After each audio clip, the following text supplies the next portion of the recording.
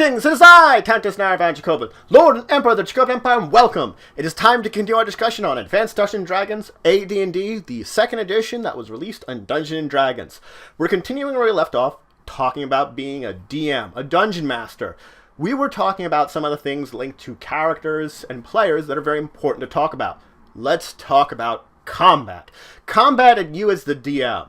This is an important thing because you want your games to be filled with excitement and adventure, where they're defeating monsters and villains and claiming victory, but you don't want to bog down your game with too many rules. The point of the combat rules is to make it efficient, but not to bog things down. And the fact is, your players could really try anything they really want to when it comes to combat, but there is always a difference between trying and succeeding.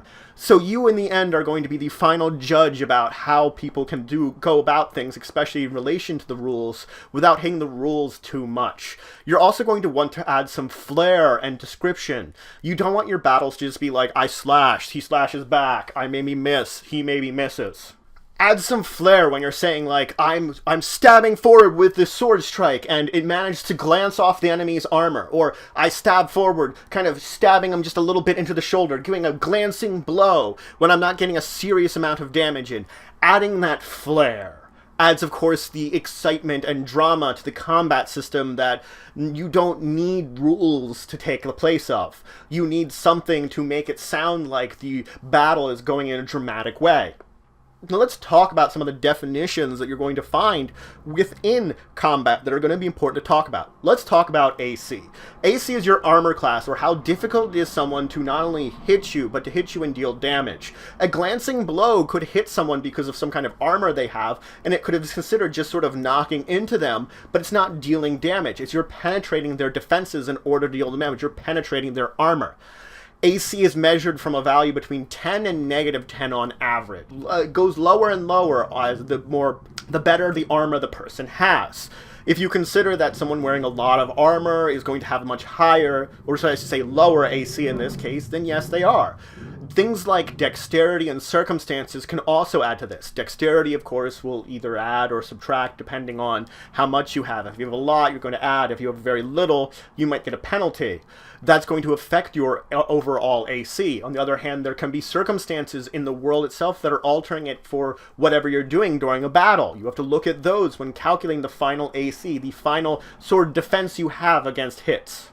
Now you have to remember that shields will also add to this, so if you're holding up a shield, it's adding to your defenses. Now let's talk about damage, because this is the next sort of extension of this. Damage is when someone actually physically makes contact with you, they hit you, they're dealing you some hits, they're subtracting from your overall health, they're slowly but surely wearing you physically down until you cannot survive any longer. When you reach 0, you're at the death ratio, where you're dying effectively, where you're dead.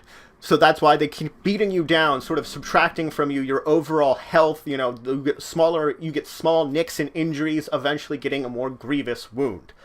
Now there's initiative. Initiative is going to determine the order of which people go in. It is a roll that everybody will roll, and there are certain modifiers based upon things like abilities and classes that can add into this, or circumstances that will change your initiative. They have the person that gets the lowest go first before the higher ones, because then they get to react, of course, to the person that got lower. Then there's the types of combat. There's melee combat, which is fighting with like a sword in hand or an axe in hand or such.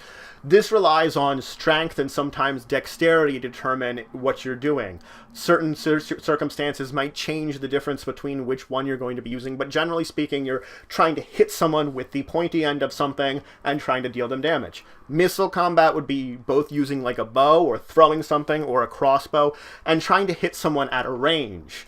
This is normally strictly dex-based, though if you're using something like a bow, you could possibly add some bonus to your based on your strength to the damage you're dealing if the bow is made for that. You would always add a penalty to this if you're using a bow if you have a strength penalty. Crossbows are unaffected either way. So then you have your saving throws, which is your overall ability for a creature to avoid some kind of negative special ability or special attack that's being used against them. And then we want to talk about surprise. Surprise means that one side or the other is unaware of the situation and becomes, oh, there's someone over there, I'm noticing them now. It could be possible that I'm trying to get a surprise on someone or someone's trying to get a surprise on me. There are checks that you will have at the beginning of this which will be modified by the circumstances that each side will usually roll, or maybe one side will roll to notice the other if the other's automatically aware. It's going to be circumstantial to see who is surprised and who is not surprised, and depend on both the setup and what's going on with both sides. Now let's move on and talk about the attack roll, because this is very important. The attack roll is the object of, I roll a die, I'm trying to hit my opponent and deal them damage with whatever some kinds of attack. The attack roll is going to depend on THAC0. THAC0 stands for 2-hit armor class of 0. What this means is, on a die roll, I have to roll whatever my THAC0 is in order for me to successfully hit an AC of 0. I would subtract from this whatever the AC of my target is. So if my AC has my target has an AC of 10, I would subtract 10 from my THAC0. It would mean I would have to roll a 10 in order to hit them. Negative numbers, of course, when you're subtracting a negative, it becomes adding. So if my opponent had a negative 10, I'd have to hit a 30. Now granted, this is not possible under normal circumstances when I'm rolling, but this is when we're getting into the meat of the attack roll. I know what my THAC0 is, which is the number I'm targeting, the number I have to get, which I have to meet or beat in order to hit their AC. Well, I've calculated it. I get other bonuses. High strength might give you bonuses. Magic weapons may give you bonuses. Things based upon your class may give you bonuses, or something kind of magical with a spell may give you bonuses. And you use these bonuses to possibly hit a greater number. So maybe I'm just rolling a d20 and I'm adding something into it to target a certain number. THAC0 is built in to make things smooth and efficient, and I just can easily do a little bit of math. I can see what my opponent's AC is, see what my THAC0 is, and then I know what number I have to hit. I know what number I have to hit, and I just have to roll the d20. If I have any modifiers to that d20, I can quickly add them in, see if I get the number, see if I hit, call it a day.